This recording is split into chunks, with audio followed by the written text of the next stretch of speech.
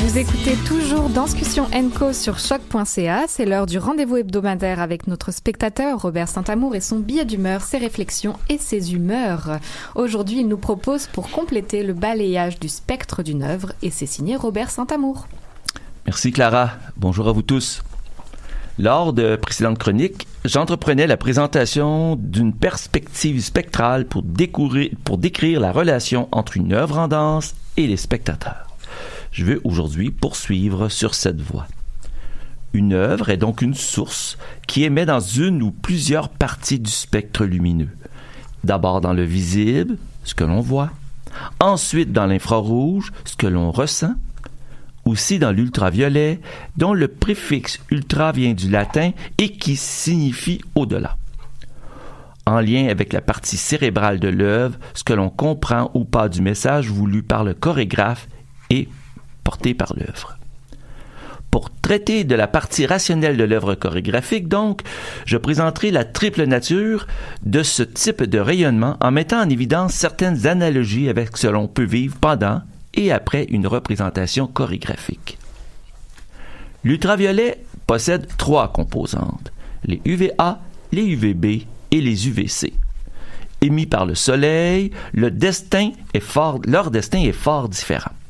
Les UVC, les plus énergétiques et destructeurs, sont totalement filtrés par l'atmosphère tout en haut de nous, ce qui nous en protège. Jamais donc ils ne parviennent à nous comme les œuvres aux propos inappropriés, donc oublions-les. Les UVA et les UVB, quant à eux, se rendent jusqu'à nous, mais produisent des effets fort différents. Les UVB, quoique de plus haute énergie que les UVA, produisent un effet de surface. Ils sont, entre autres, responsables du bronzage, comme il en est pour le message, soit le sens voulu de l'œuvre ou notre sens de l'œuvre. Nous le découvrons sur place ou juste après. Il pourra avoir une coloration historique, instructive, comme Akram Khan nous le proposait avec Xenos récemment.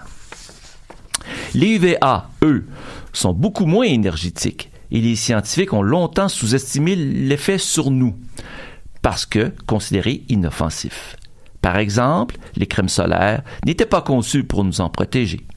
Ils ont moins d'énergie peut-être, mais ils pénètrent plus profondément dans la peau et altèrent les protéines tout en dedans, et c'est là qu'ils produisent un effet beaucoup plus tard, cumulatif et persistant, jusqu'à produire certaines formes de cancer. Certaines œuvres qui émettent dans cette partie du spectre peuvent produire le même type d'effet. Ils nous changent à long terme, doucement, mais sans danger, soyez-en rassurés. Cet effet peut être amplifié, ensuite, par la lecture d'une critique ou d'une discussion avec d'autres spectateurs. Pour ma part, cet effet, je le ressens lorsque je rédige un texte plus tard. Par exemple, lors de ma réception initiale de Phénoména d'Ismaël Mouaraki, ce sont les androïdes mi-humains, mi-automates qui me sont apparus.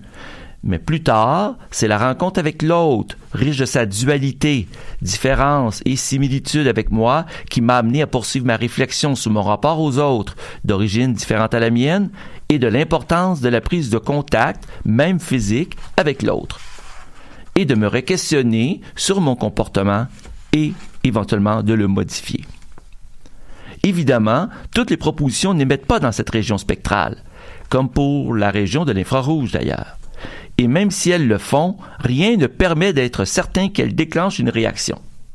Tout dépend, évidemment, du type de spectateur présent, de sa zone de détection et de son état de réception du moment. Voilà donc pourquoi je reviendrai plus en détail sur la perspective spectateur, dont plusieurs aspects méritent que l'on s'y penche. Tout cela peut paraître bien complexe, j'en conviens. Mais pour peu que l'on s'y mette, cette approche permet d'apporter un éclairage sur la relation complexe, il est vrai, œuvre-spectateur. Je m'arrête là. Bonne prochaine semaine de danse. Merci Robert pour cette analyse, ma foi, fort intéressante.